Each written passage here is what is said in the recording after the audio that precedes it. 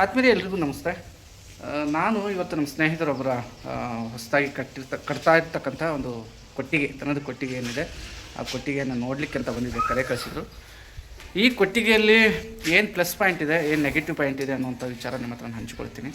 ಯಾಕಂದರೆ ಕೊಟ್ಟಿಗೆ ಚೆನ್ನಾಗಿ ಕಟ್ಟಲಾಗ್ತಾ ಇದೆ, ಬಟ್ ಕೆಲವೊಂದು ಸಣ್ಣ ಪುಟ್ಟ ಅಬ್ಸರ್ವೇಷನ್ ಮಾಡಬೇಕಿತ್ತು, ಗಮನಿಸಬೇಕಿತ್ತು ಅಂಥೇಳಿ. ಹೈಟಲ್ಲಾಗಿರ್ಬೋದು, ವಿಡತಲ್ಲಾಗಿರ್ಬೋದು, ಅಥವಾ ಈ ಗ್ವಾದ್ನಿ ಅಂತ ನಾವು ಹೆಚ್ಚಾಗಿ ಕರ್ಕೊಳ್ತೀವಿ ನಮ್ಮ ದಾವಣಗೆರೆ ಕಡೆ ಜಾಸ್ತಿ. ಬಾದ್ನಿಯ ಸೈಜು ಏನಿದೆ, ಆಮೇಲೆ ಯೂರಿನ್ ಹೋಗಲಿಕ್ಕೆ ಎಷ್ಟು, ಅಂದರೆ ಗಂಜಲ ಹೋಗಲಿಕ್ಕೆ ಎಷ್ಟೆಲ್ಲ ಪ್ಲೇಸ್ ಬೇಕು, ಇವೆಲ್ಲ ವಿಚಾರ ನಿಮ್ಮ ಹತ್ರ ಚರ್ಚೆ ಮಾಡ್ತೀನಿ. ಬಟ್ ನೀವು ಯಾರೆಲ್ಲ ಚಾನಲ್ನ ಸಬ್ಸ್ಕ್ರೈಬ್ ಮಾಡ್ಕೊಳ್ದೆ ನೋಡ್ತಾಯಿದ್ದೀರಿ, ಅವ್ರಿಗೆ ರಿಕ್ವೆಸ್ಟ್ ಮಾಡ್ಕೊತೀನಿ ಏನಪ್ಪ ಅಂತ ಹೇಳಿದ್ರೆ, ಸಬ್ಸ್ಕ್ರೈಬ್ ಮಾಡಿಕೊಂಡು ವೀಡಿಯೋಗಳನ್ನು ನೋಡಿ ಚಾನಲ್ನ ನಾನು ಬೆಳೆಸಿ ಅಂತ ನಾನು ಕೇಳ್ಕೊತೀನಿ, ತುಂಬ ರಿಕ್ವೆಸ್ಟ್ ಮಾಡ್ಕೊತೀನಿ. ನೋಡ್ತಾಯಿದ್ರಿ, ಒಳ್ಳೆ ವ್ಯೂಸ್ ಬರ್ತಿದ್ದಾವೆ, ಅದೇ ಸಬ್ಸ್ಕ್ರಿಪ್ಷನ್ ಆಗ್ತಾಯಿಲ್ಲ, ಸಬ್ಸ್ಕ್ರೈಬ್ಗಳು ಆಗ್ತಾಯಿಲ್ಲ. ನಾನೇನು ಅದರಿಂದ ಅಮೌಂಟ್ ಕೇಳ್ತೀನಿ, ದುಡ್ಡು ಕೇಳ್ತೀನಿ ಏನಿಲ್ಲ, ಫ್ರೀ ಇರೋವಂಥದ್ದು. ಹೆಂಗೂ ನೋಡ್ತಾಯಿದ್ದೀರಿ, ಸಬ್ಸ್ಕ್ರೈಬ್ ಮಾಡ್ಕೊಂಡು ಪಕ್ಕದಲ್ಲಿರ್ತಕ್ಕಂಥ ಬೆಲ್ ಬಟನನ್ನು ಒತ್ತಿಬಿಟ್ಟು ಸಪೋರ್ಟ್ ಮಾಡಿ ಅಂತ ಕೇಳ್ಕೊತೀನಪ್ಪ. ನಿಮ್ಮ ಹತ್ರ ಅಲ್ಲದೆ ಇನ್ಯಾರ ಹತ್ರ ಕೇಳ್ಕೊಳ್ಳಿ. ಹಸು ಒಂದು ನಿಲ್ಲಕ್ಕೆ ಎಷ್ಟು ಪ್ಲೇಸ್ ಆಗುತ್ತೆ ಅನ್ನೋದು ಜಸ್ಟ್ ಆ ಕಡೆ ಹೋಗಬೇಡ, ಈ ಕಡೆ ಸಿಮೆಂಟ್ ಇದೆ, ಬಾ ಈ ಕಡೆ ಬಾ ನೋಡೋಣ. ತಮ್ಮ ಈ ಕಡೆ ನಿಲ್ಲಿಸು ನೋಡೋಣ.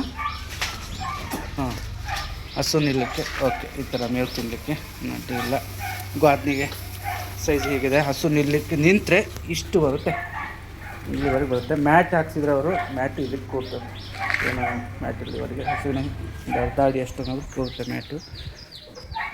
ಚೆನ್ನಾಗಿ ಕನ್ಸ್ಟ್ರಕ್ಷನ್ ನಡೀತಾ ಇದೆ, ಹಿಡಿತು.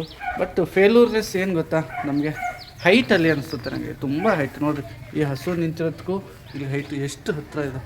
ಈ ಹೈಟಿಂದ ಇದ್ದರೆ ಹೀಟ್ ಸ್ಟ್ರೆಸ್ ಆಗುತ್ತೆ, ಅಂದರೆ ಅದು ಒತ್ತಡಕ್ಕೆ ಒಳಪಡುತ್ತೆ ಹಸು. ಹಾಗಾಗಿ ಹಾಲು ಎಷ್ಟೇ ಚೆನ್ನಾಗಿ ಬಿಟ್ಕೊಡುತ್ತೆ ಅಂದರೂ ಕೂಡ ಹೀಟ್ ಸ್ಟ್ರೆಸ್ಸಲ್ಲಿ ಹಾಲು ಕೊಡೋದಿಲ್ಲ. 20 ಲೀಟ್ರ್ ಕೆಪಾಸಿಟಿ ಇದೆ ಹಸುದು, ಬಟ್ ಹಾಲಿನ ಹೀಟಲ್ಲಿ ಹೀಟ್ ಹೆಚ್ಚಾದಾಗ ಹಾಲು ಬಿಟ್ಕೊಡುತ್ತೆ ಅನ್ನೋದು ನನಗಂತೂ ಡೌಟ್ ಇದೆ. ನಿಮ್ಗೇನು ಅನಿಸುತ್ತೆ ನೀವು ಹೇಳಿ, ಯಾಕಂದರೆ ನನ್ನ ಅನುಭವ ಅಷ್ಟೇ, ನನ್ನ ಪರ್ಸ್ನಲಿ ಆಗಿರ್ತಕ್ಕಂಥ ಅನುಭವ, ನೋಡಿರ್ತಕ್ಕಂಥ ಡೈರಿ ಫಾರ್ಮ್ನ ಒಂದು ಅನುಭವದಿಂದ. ಬಟ್ ಒಂದು ಒಳ್ಳೆ ಬೆಳವಣಿಗೆ ಏನು ಅಂತ ಹೇಳಿದ್ರೆ, ಡೈರಿ ಫಾರ್ಮ್ಗಳು ಇತ್ತೀಚಿನ ದಿನಗಳಲ್ಲಿ ಹಸುಗಳು ನಿಲ್ಲಕ್ಕೆ ಜಾಗ ತುಂಬ ಮಾಡಿಕೊಡ್ತಾಯಿದ್ದಾರೆ. ಬಟ್ ಇಲ್ಲಿ ನಿಲ್ಲಕ್ಕೆಲ್ಲ ಏನೆಲ್ಲ ಮಾಡಿದಾರಲ್ಲ, ರಿಂಗ್ ಎಲ್ಲ ತಗೊಂಡು ಹೊರಗೆ ಸಿಮೆಂಟ್ ಆಗುತ್ತೆ, ಇಲ್ಲೆಲ್ಲ ರಿಂಗ್ ಇದೆಯಲ್ಲ, ರಿಂಗೆಲ್ಲ ಕಟ್ಟಿ ಸಾಕ್ತಿದ್ದಾರೆ. ಬಟ್ ಕೆಲವರು ಪೆಡಾಕ್ ಸಿಸ್ಟಮಿಗೆ ಬರ್ತಾ ಇದ್ದಾರೆ, ಅಂದರೆ ಫ್ರೀ ರೇಂಜಲ್ಲಿ ಸಾಕ್ತಾರಂಥದ್ದು. ಏನು ಅಂದರೆ ಕೊಟ್ಟಿಗೆಗೆ ಡೆಡ್ ಇನ್ವೆಸ್ಟ್ಮೆಂಟ್ ಬೇಡ. ಜನ ಕೊಟ್ಟಿಗೆಗೆ ಡೆಡ್ ಇನ್ವೆಸ್ಟ್ಮೆಂಟ್ ಮಾಡ್ತಾರೆ ಅಂತ ಹೇಳಿದ್ರೆ ಲಕ್ಷಗಟ್ಟಲೆ ಕೊಟ್ಟಿಗೆ ಸುರಿತಾರೆ. ಬೇಡ ಅಂತೀನಿ. ಏನು ಗೊತ್ತಾ, ನಿಮ್ಮ ಮನೆ ಮುಂದೆ ಸ್ವಲ್ಪನೇ ಜಾಗ ಇರಲಿ. ನೋಡಿ, ಈ ಕಡೆ ಒಂದು ಜಾಗ ಇದೆ, ಇದು ತಿಪ್ಪೆ ಹಾಕಿದಾರಲ್ಲ, ಇಷ್ಟು ಜಾಗ ಇದೆ. ಸುತ್ತಲೂ ಒಂದು ಇದೇ ಥರದ್ದು ಅದ್ರ ಕಾಂಪೌಂಡ್ ಆದರೂ ಹಾಕಿ, ಅಥವಾ ಮೆಶ್ ಆದರೂ ಹಾಕಿ ಹಸುಗಳು ಫ್ರೀ ಬಿಡಿ. ಒಂದು ಕಡೆ ಮೇವು, ಒಂದು ಕಡೆ ನೀರು ಹಾಕಿ, ಅದು ಹಸುಗಳಿಗೆ ಏನಾಗುತ್ತೆ ಅಂತ ಹೇಳಿದ್ರೆ ನೀರು ಕುಡ್ಕೊಳ್ಳುತ್ತೆ, ಬೇಕಾದಾಗ ಹುಲ್ಲು ಮೇವ್ಕೊಂಡು ಬರುತ್ತೆ. ಅದಕ್ಕೇನಾಗುತ್ತೆ, ಫ್ರೀಡಮ್ ಕ್ರಿಯೇಟ್ ಆಗುತ್ತೆ, ಸ್ವತಂತ್ರವಾಗಿ ನಾನು ಬದುಕಬಲ್ಲೆ, ಇಲ್ಲೂ ಕೂಡ ಚೆನ್ನಾಗಿದೆ, ಅಡ್ಡಾಡ್ಕೊಂಡು ಬರಬಲ್ಲೆ ಅಂತ. ವಿಶೇಷವಾಗಿ ನಾನು ಹೇಳೋದು HF ಹಸುಗಳು, ಜರ್ಸಿ ಹಸುಗಳು ಸಾಕುವವರಿಗೆ ಹೇಳ್ತಾ ಇದ್ದೀನಿ. ಐರ್ಷಿಯರ್ ಹಸುಗಳು ಅಂತ ನಮ್ಮ ಕಡೆ ಇಲ್ಲ, ಆದರೆ HF ಹಸುಗಳು ಅಂತ ಬಂದಾಗ ನಾನು ಅವ್ರ ಹತ್ರ ಕೇಳ್ಕೊತೀನಿ, ಆಲ್ಮೋಸ್ಟು ಫ್ರೀ ಸಿಸ್ಟಮಲ್ಲಿದ್ದರೆ ಬೆಸ್ಟರು. ಪೆಡಾಕ್ ಸಿಸ್ಟಮು ಕೇಳ್ತಾರೆ. ಪೆಡ್ಡಿ ಅಂದರೆ ಹುಲ್ಲು, ನಿಮ್ಗೆ ಗೊತ್ತಿದೆ, ಮೇವು ತಿನ್ಕೊಳ್ಳಿಕ್ಕೆ ಇರುವಂಥ ವ್ಯವಸ್ಥೆ. ಪೆಡಾಕ್ ಸಿಸ್ಟಮ್ಗೆ ಎಲ್ಲರೂ ಅನುಕೂಲ ಆಗುವಂಥದ್ದೇ ಆಗಲಿ, ಸ್ವಲ್ಪನೇ ಜಾಗ ಇದ್ದರೂ ಕೂಡ ನೀವು ಇದು ಮಾಡಿ, ಇದನ್ನೇ ಪೆಡಾಕ್ ಸಿಸ್ಟಮ್ ಆಗಿ ಮಾಡ್ಕೋಬೋದು. ನೋಡಿ, 50 ಅಡಿ ಇದೆ. ಇಲ್ಲಿ ನೆಲ ಹಾಸು ಇದ್ಬಿಟ್ರೆ, ಸಿಮೆಂಟ್ ಬದಲು ನೆಲ ಹಾಸು, ನಾನು ಹೇಳೋದು ನೆಲ ಹಾಸು ಇದ್ಬಿಟ್ಟಪ್ಪ ಅಂದರೆ, ಒಂದು 4 ಹಸುಗಳಿತ್ತಪ್ಪ ಅಂದರೆ ಆರಾಮಾಗಿ ಬಿಡ್ಬೋದು. ಫ್ರೀ ನಿಲ್ಲಕ್ಕೆ ಏನೆಲ್ಲ ವ್ಯವಸ್ಥೆ ಬೇಕು ಅದನ್ನು ಮಾಡ್ಕೊಳ್ಳಿ ಅಂತ ನಾನು ಕಿವಿ ಮಾತು ಹೇಳಿದ್ದೀನಿ. ಈ ಕಡೆ ಜಾಗ ಉಳಿಸಿಬಿಟ್ಟಿದ್ದಾರೆ, ಸ್ವಲ್ಪ ನೋಡ್ತಾ ಇದ್ದಾರೆ. ಏನಿಲ್ಲ ಅಂದರೂ ಈ ಕಡೆ 3.5 ಅಡಿ ಜಾಗ ಉಳಿಸಿದ್ದಾರೆ. ಇದು ಹೆಂಗೆ ಉಳಿಸಿದ್ರೋ ಗೊತ್ತಿಲ್ಲ. ಇನ್ನೂ ಈ ಕಡೆ ಹಿಂದೆ ಮಾಡ್ಕೊಂಡ್ಬಿಟ್ಟಿದ್ರೆ ಬೆಸ್ಟ್ ಇತ್ತು.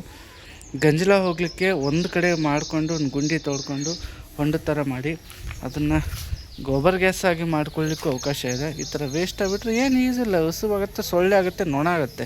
ಹಿಂಗೆ ಬಿಟ್ಕೋಬಾರ್ದು, ಇದು ತಪ್ಪಾಗುತ್ತೆ.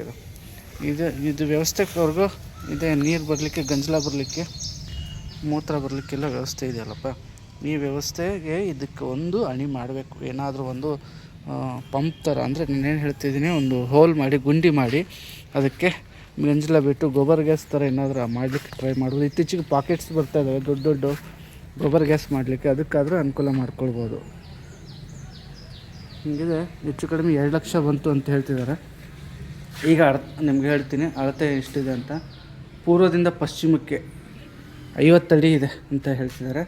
ಇದು ಒಂದು 15 ಅಡಿ ಅಗಲ ಬರುತ್ತೆ, ಜಾಸ್ತಿ ಇದೆ. ಬಟ್ ಗಾದನೆಲ್ಲ ಬಿಟ್ಟು 15 ಅಡಿ ಬರ್ತಾಯಿದೆ. ಹೈಟು 10 ಅಡಿ 12 ಅಡಿ ಹೈಟ್ ಇರುವಂಥದ್ದು. ಎಷ್ಟು ದಿನಕ್ಕೆ ಮುಗೀತತ್ತ ಅಂತ ಕನ್ಸ್ಟ್ರಕ್ಷನ್ನು ಪೂರ್ತಿ ನಿಮ್ಮದು? 3-4 ದಿನ ಕಂಪ್ಲೀಟ್ ಮಾಡ್ತೀರಾ? ಆದಷ್ಟು ನಮ್ಮ ಕೊಟ್ಟಿಗೆಗೆ ವೆಂಟಿಲೇಷನ್ ಇರಬೇಕು, ಅಂದರೆ ಗಾಳಿ ಆಡೋಕ್ಕೆ ಜಾಗ ಇರಬೇಕು. ಹಂಗಾಗಿ ನಮ್ಮ ಹುಡುಗರು ವೆಂಟಿಲೇಷನ್ಗೆ ಅದೊಂದು ಬಿಟ್ಟಿದ್ದಾರೆ. ತಣ್ಣ ಗಾಳಿ ಬರ್ತಾ ಇದೆ, ಆ ಕಡೆಯೂ ಇದೆ, ಪೂರ್ವ ಪಶ್ಚಿಮಕ್ಕೆ ಕೂಡ ಗಾಳಿ ಬರಲಿಕ್ಕೆ. ಈ ಬ್ರಿಕ್ಸ್ ಏನಿದೆ, ಹೋಲೋ ಬ್ರಿಕ್ಸು, ಇದರ ಬದಲಿ ಇತ್ತೀಚೆಗೆ ಕಡಿಮೆ ರೇಟಿಗೆ ಅಂತ ಹೇಳ್ಬಿಟ್ಟು ಸಿಮೆಂಟಿನ ಗೋಡೆಗಳು ರೆಡಿಯಾಗಿ ಬರ್ತಾ ಇದ್ದಾವೆ. ಅದನ್ನು ಕೂಡ ಬಳಸ್ಕೋಬೋದು. ಇದಕ್ಕೆ ಹಾಕುವಂಥ ಬೆಲೆ ನಿಮಗೆ 30% ಕಡಿಮೆ ಆಗುತ್ತೆ. ಅದನ್ನು ಕೂಡ ಯೂಸ್ ಮಾಡ್ಬೋದು. ಬ್ರಿಕ್ಸ್ ಇಲ್ಲಿ ಮೇಲೆ ಮೆಶ್ ಇದ್ದರೆ ಒಳ್ಳೆಯದು. ಇನ್ನೂ ಮೆಶ್ ಹಾಕ್ಕೊಂಡ್ರೆ ಅದು ಮೆಶ್ ಇಲ್ದಿದ್ರೂ ಓಕೆ. ಗ್ರೀನ್ ನೆಟ್ ಬರುತ್ತೆ, ಗ್ರೀನ್ ನೆಟ್ ಆದರೂ ಹಾಕ್ಕೊಳ್ಬೋದು. ಮನೆ ಹತ್ತಿರ ಇದ್ದರೆ ಒಂದು CC ಕ್ಯಾಮ್ರಾ ಇರಲಿ ಯಾವಾಗಲೂ. ಇತ್ತೀಚಿನ ದಿನಗಳಲ್ಲಿ ಹಸು ಕಳ್ಳತನ ಆಗ್ತಾಯಿದೆ. CC ಕ್ಯಾಮ್ರಾ ಒಂದು ಫಿಕ್ಸ್ ಮಾಡಿಬಿಡಬೇಕು. ಯಾರು ಯಾವಾಗ ಎಲ್ಲಿ ಹಸು ಕಳ್ಳತನ ಮಾಡ್ತಾರೋ ಗೊತ್ತಾಗ್ತಿಲ್ಲ, ಅಷ್ಟು ಪ್ರಾಬ್ಲಮ್ ಆಗ್ತಾಯಿದೆ. ಸುಮಾರು ಜನ ಫೋನ್ ಮಾಡ್ತಾರೆ, ಹಣ ಹಸು ಕಳ್ಳತನ ಆಗಿದೆ ಅಂತ. ಒಂದು CC ಕ್ಯಾಮ್ರಾನು ಹಾಕಿಸಿ, ಒಂದಲ್ಲ ಒಂದು 2 ಕ್ಯಾಮ್ರಾನಾದರೂ ಹಾಕಿಸಿ. ನಿಮ್ಮ ಕೊಟ್ಟಿಗೆಗೆ ಇರಬೇಕಾಗಿರೋದು ಪ್ರಮುಖವಾಗಿ. ಆಮೇಲೆ ಮೇಲೆ ಏನು ಬೇಕು ಅಂತ ಹೇಳಿದ್ರೆ ಒಂದು ಸ್ಪ್ರಿಂಕ್ಲರ್. ಬೇಸಿಗೆ ದಿನಗಳಲ್ಲಿ ಮಳೆದು ಪ್ರಾಬ್ಲಮ್ ಅಲ್ಲ, ಸ್ಪ್ರಿಂಕ್ಲರ್ ಹತ್ರಗೆ ಫೋಮ್ ಥರ ಬರುತ್ತಲ್ಲ, ಆ ಥರನಾದರೂ ಬಳಸ್ಬೋದು. ನೀರು ಸ್ಪ್ರೇ ಆಗೋ ಥರ ಮೇಲೆ ಸೆಟ್ ಮಾಡಿಬಿಟ್ಬಿಟ್ರೆ ಆಯಿತು. ಅದನ್ನು ನಾವು ಪ್ರತಿ ಬೇಸಿಗೆ ಟೈಮಲ್ಲಾಗಲಿ ಅಥವಾ ಬೇರೆ ಹೀಟ್ ಅನಿಸಿದ ಟೈಮಲ್ಲೂ ಕೂಡ ಹಾಕ್ಸ್ಬೋದು ಚೆನ್ನಾಗೆ. ಫ್ಯಾನ್ಗಳು ಹೇಳ್ತಾರೆ, ಮೇಲಿನ ಫ್ಯಾನ್ ಹಾಕ್ಸೋಕ್ಕೆ ಹೋಗಬಾರ್ದು ಅಂತ ಅನಿಸುತ್ತೆ. ಯಾಕಂದರೆ ಮೇಲಿನ ಜಳನ ಫ್ಯಾನ್ ಏನು ಮಾಡ್ತವೆ, ಮತ್ತೆ ಕೆಳಗೆ ಎಳ್ಕೊಂಡು ಹಸುಗಳು ಬಿಡ್ತವೆ.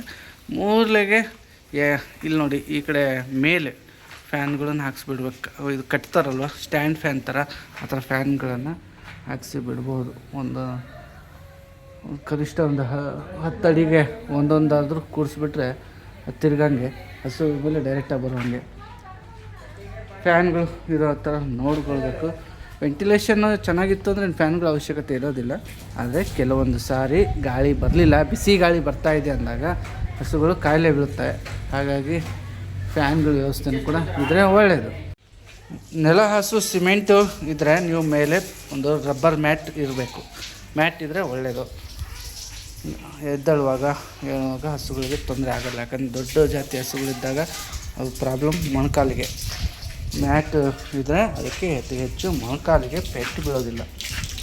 ಇಲ್ಲಾಂದರೆ ಮೊಣಕಾಲು ಭಾಗದಲ್ಲಿ ಊತ ಬರೋ ಸಾಧ್ಯತೆ ಇರುತ್ತೆ, ಕ್ಯೂ ತುಂಬಿಕೊಳ್ಳೋ ಸಾಧ್ಯತೆ ಇರುತ್ತೆ. ಹಸುಗಳ ಮೈ ತೊಳಿಬೇಕು, ಪೆಡಾಕ್ ಸಿಸ್ಟಮಲ್ಲಿ ತೊಳೆಯೋದಿಲ್ಲ. ಆದರೆ ನಾವು ಕಟ್ಟಿ ಸಾಕೋ ಸಂದರ್ಭದಲ್ಲಿ ಹಸುಗಳ ಮೈ ತೊಳಿಬೇಕಾಗತ್ತೆ ಅಂತ. ವಾರಕ್ಕೆ 1 ಸತಿ ಅಥವಾ ಅರ್ಧಾಗ 2 ಸತಿ ನಿಮಗೆ ಹಸು ತುಂಬ ಕೊಳೆ ಆಗಿದೆ ಅಂದಾಗ ತೊಳೆಯೋದು ಒಳ್ಳೆಯದು. ಅಲ್ಲಿ ಕೆಚ್ಚಲು ಎಲ್ಲ ಸಗಣಿ ತುಂಬಿಕೊಂಡು ಅಥವಾ ಇದ್ದಾಗ ಕೆಚ್ಚಲು ಬಾವು ಬರೋ ಸಾಧ್ಯತೆ ಇರುತ್ತೆ. ಹಾಗಾಗಿ ಪೆಡಾಕ್ ಸಿಸ್ಟಮಲ್ಲಿ ಫ್ರೀ ಇರುತ್ತೆ. ಕಟ್ಟಿ ಸಾಕೋದ್ರಲ್ಲಿ ಸ್ವಲ್ಪ ಕೆಚ್ಚಲು ಬಾವಿನ ಬರೋ ಪ್ರಮಾಣ ಜಾಸ್ತಿ ಇರುತ್ತೆ. ಹಾಗಾಗಿ ಕೆಚ್ಚಲುಗಳು ಕ್ಲೀನಾಗಿ ಇರಬೇಕು. ಇನ್ಫೆಕ್ಷನ್ ಆಗದೇ ಇದ್ದಾಗ ನೋಡ್ಕೋಬೇಕು. ನೀರು ನಿಲ್ಲಬಾರ್ದು. ನೀರು ನಿಂತರೆ ಅಂದರೆ ಪ್ರಾಬ್ಲಮ್ಮು. ನೋಡಿ ಒಳಗೆಲ್ಲ ಚಿಕ್ಕದಿದೆ, ಸ್ವಲ್ಪ ದೊಡ್ಡದಾದರೂ ಇನ್ನೂ ಪ್ರಾಬ್ಲಮ್ ಏನಿಲ್ಲ. ಒಳಗೆ ದೊಡ್ಡದಾಗಬೇಕು.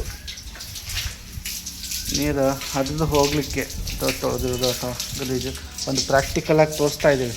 ನಮ್ಮ ಹುಡುಗರು ತೋರಿಸ್ತಾ ಇದ್ದಾರೆ ಹಸು ತೊಳೆದ್ರೆ ಹೆಂಗಿರುತ್ತೆ ಏನು ಅಂತೇಳಿ.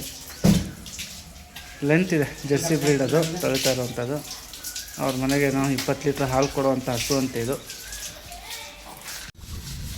ಫ್ರೀ ರೇಂಜ್ ಪೆಡಾಕ್ ಸಿಸ್ಟಮಲ್ಲಿ ಒಂದು ಪ್ಲಸ್ ಪಾಯಿಂಟ್ ಏನಪ್ಪ ಅಂತ ಹೇಳಿದ್ರೆ, ಅಲ್ಲಿ ಸಗಣಿ ಎತ್ತಲ್ಲ, ಮೈ ತೊಳೆಯಲ್ಲ, ಕ್ಲೀನಾಗಿ ಇರುತ್ತೆ. ಒಂದು ಮೇಂಟೈನಿಂಗು ಕಡಿಮೆ ಇರುತ್ತೆ ಸಮಯ. ಬಟ್ ಕೊಟ್ಟಿಗೆ ಸಿಸ್ಟಮಲ್ಲಿ ಈ ಥರ ಸಗಣಿ ತೆಗಿಬೇಕಾಗತ್ತೆ. ನಮ್ಮ ಹುಡುಗ ಏನು ತೆಗಿತಾ ಇದ್ದಾನೆ, ತೆಗಿಲಿಲ್ಲ ಅಂದರೆ ಕಷ್ಟ ಆಗುತ್ತೆ. ಅದರ ಮೇಲೆ ಉಲ್ಡಾಡಿ ಇನ್ಫೆಕ್ಷನ್ ಆಗೋ ಸಾಧ್ಯತೆ ಇರುತ್ತೆ. ಮೈ ತೊಳಿಬೇಕಿರುತ್ತೆ. ಇವೆಲ್ಲವೂ ಸಣ್ಣ ಪುಟ್ಟ ವಿಚಾರ ಗಮನಿಸ್ಬೇಕಾಗತ್ತೆ. ನೋಡಿ ಹೀಗೆ ಕ್ಲೀನ್ ಇಡಲಿಲ್ಲ ಅಂದರೆ ಹಸುಗಳಿಗೆ ಇದೇನಪ್ಪ ಇದು ಹಿಂಗೆ ತಂದು ಇಟ್ಟಿದ್ದಾರೆ ನನಗೆ ಅನ್ನೋ ಲೆವೆಲಿಗೆ ಫೀಲ್ ಮಾಡ್ತವೆ. ಹಾಗಾಗಿ ಸಗಣಿ ಹಾಕ್ದಾಗೆ ನೋಡ್ಕೊಂಡು ಎತ್ತಾ ಇರಬೇಕು. ನೀವು ಪೆಡಕ್ಕಾದ್ರೆ ಎಲ್ಲಾದರೂ ಹೊರಗಡೆ ಹೋಗಿ ಇನ್ನೊಂದು ಕೆಲಸ ಮಾಡ್ಕೊಂಡು ಆರಾಮಾಗಿ ಬರ್ಬೋದು. ಮೇವು ನೀರು ಚೆನ್ನಾಗಿ ನೋಡ್ಕೊಳ್ಳೋರೊಬ್ಬರು ಅಮ್ಮನೋ, ಮನೇಲಿ ತಂಗಿನೋ, ಅತಿ ಅಮ್ಮನೋ, ಹೆಂಡತಿನೋ ಯಾರಾದ್ರೊಬ್ಬರು ಇದ್ದರೆ ನೋಡ್ಕೋತಾರೆ. ಇಲ್ಲ ಅಪ್ಪಾಜಿನೋ ಅಣ್ಣ ತಮ್ಮಂದ್ರೆ ಯಾರೋ ಮನೆಗೆ ಓದ್ಕೊಳೋರಿದ್ರೆ ಪೆಡಾಕ್ ಸಿಸ್ಟಮಲ್ಲಿ ಹಾಗೆ ಸುಮ್ಮ ಕಣ್ಣು ಆರಿಸ್ಕೊಂತ ಇರ್ಬೋದು. ಬಟ್ ಕೊಟ್ಟಿಗೆ ಸಿಸ್ಟಮಲ್ಲಿ ಒಬ್ಬರು ಇಬ್ಬರು ಇರಲೇಬೇಕು. ಕೊಟ್ಟಿಗೆ ಅಕ್ಕಪಕ್ಕ ಈ ಥರ ನೀರು ನಿಲ್ಲಂಗೆ ಇರಬಾರ್ದು. ನೊಣಗಳು ಜಾಸ್ತಿ ಆಗುತ್ತೆ. ನೊಣಗಳು ಜಾಸ್ತಿ ಆದರೆ ದನಗಳ ಮೇಲೆ ಹಸುಗಳ ಮೇಲೆ ಬಂದು ಕೂರ್ತವೆ. ಹಸುಗಳ ಒಂದು ಕೂರಿದ್ರೆ ಅವು ಅಡ್ಡಾಡ್ತವೆ. ಅಡ್ಡಾಡಿದರೆ ಹಾಲಿಲ್ಲ, ಏನಿಲ್ಲ, ಸಿಗೋದಿಲ್ಲ, ಕಾಯಿಲೆ ಜಾಸ್ತಿ ಬೀಳ್ತವೆ. ಇದು ಹಾಗಾಗಿ ನೆಗೆಟಿವ್ ಪಾಯಿಂಟು. ನೀವು ಯಾವತ್ತು ಗಂಜಲ ಹೋಗಲಿಕ್ಕೆ, ನೀರು ಹೋಗಲಿಕ್ಕೆ ಒಂದು ವ್ಯವಸ್ಥಿತವಾದ ಜಾಗ ಮಾಡಿಕೊಳ್ಳೇಬೇಕು. ಇಲ್ಲ ಒಂದು ಗೋಬರ್ ಗ್ಯಾಸ್ ಸಿಸ್ಟಮ್ ಮಾಡಿಕೊಂಡ್ರೆ ಇನ್ನೂ ಉತ್ತಮನೇ. ಕೆಲವರು ಇದನ್ನು ನೀರನ್ನ ನಿಲ್ಲಿಸಿ, ಅಂದರೆ ಗಂಜಲದ ನೀರು ನಿಲ್ಲಿಸಿ ತೋಟಗಳಿಗೆ ಅಮೃತ ಜಲವಾಗಿ ಬಳಸ್ತಾರೆ. ಅದು ಬೆಸ್ಟು. ನಾನು ಸುಮಾರು ವೀಡಿಯೋದಲ್ಲಿ ತೋರಿಸಿದ್ದೀನಿ. ಗಂಜಲವನ್ನು ತೋಟಗಳಿಗೆ ಬಳಸ್ತಾರೆ. ಬಳಸುವಂಥದ್ದು ಆಗಲೇಬೇಕಾದ್ರೆ ಅದು ಒಂಥರ ಆಗುತ್ತೆ. ಬಟ್ ಹೀಗೆ ಬಿಟ್ಬಿಟ್ರೆ ನೊಣಗಳಾಗಿ ಕಾಯಿಲೆ ಬೀಳುತ್ತೆ ಹಸುಗಳು. ಹಸುಗಳಿಗೆ ಸಂಬಂಧಪಟ್ಟಂತೆ ಪದೇ ಪದೇ ಮೈ ತೊಳಿತಾ ಇದ್ದರೆ, ಅದಕ್ಕೆ ಸೋಪ್ ಹಚ್ಚೋದು, ಶಾಂಪು ಹಚ್ಚೋದು ಮಾಡ್ತಾಯಿದ್ರೆ ಸ್ಕಿನ್ ಶೈನ್ ಏನಿದೆ ಆ ಶೈನ್ ಹೋಗ್ಬಿಡುತ್ತೆ. ಸ್ಕಿನ್ ಶೈನ್ ಹೋಯ್ತಪ್ಪ ಅಂತೇಳಿದ್ರೆ ಗೊತ್ತು ಏನಿದೆ ಮೇಲಿರ್ತಕ್ಕಂಥ ಹೊಳಪಿನ ಕೂದಲು ರೋಮಗಳೆಲ್ಲವೂ ಕೆಳಗೆ ಬೀಳಲಿಕ್ಕೆ ಸ್ಟಾರ್ಟ್ ಆಗ್ತವೆ. ಅದು ಮತ್ತೊಂದಕ್ಕೆ ಏನಾದರೂ ಒಂದು ಪ್ರಾಬ್ಲಮ್, ಸೊಳ್ಳೆಗಳು ಬೇಗ ಕಚ್ಚಿದಾಗ ಬೇಗ ಅವು ಕಾಯಿಲೆಗೆ ಬೀಳುವಂಥದ್ದು. ಹಾಗೆ ಸ್ಕಿನ್ ಮೇಲೆ ಪದೇ ಪದೇ ವಾಶ್ ಮಾಡಬಾರ್ದು ಹಸುಗಳನ್ನು ಅಂತಾರೆ ಕೆಲವರು ಅನುಭವಿಸ್ತರು. ಅದು ಎಷ್ಟು ನಿಜ ಎಷ್ಟು ಸರಿ ನೀವು ಹೇಳಬೇಕು, ನೋಡೋಣ, ಕಾಮೆಂಟ್ ಮಾಡಿ ಹಾಕಿ. ಈ ವಿಡಿಯೋ ನಿಮಗಾಗಿ ಮಾಡಿದ್ದೀನಿ. ಒಂದು ಇಂಟ್ರೆಸ್ಟಿಂಗ್ ಫಾರ್ಮ್ ಕುರಿತಾಗಿ ಮುಂದಿನ ದಿನಗಳಲ್ಲೂ ಬರ್ತೀನಿ ಅಂತ ಹೇಳ್ತಾ ವಿಡಿಯೋ ಮುಗಿಸ್ತಾ ಇದ್ದೀನಿ. ಧನ್ಯವಾದಗಳು ಸ್ನೇಹಿತರೆ.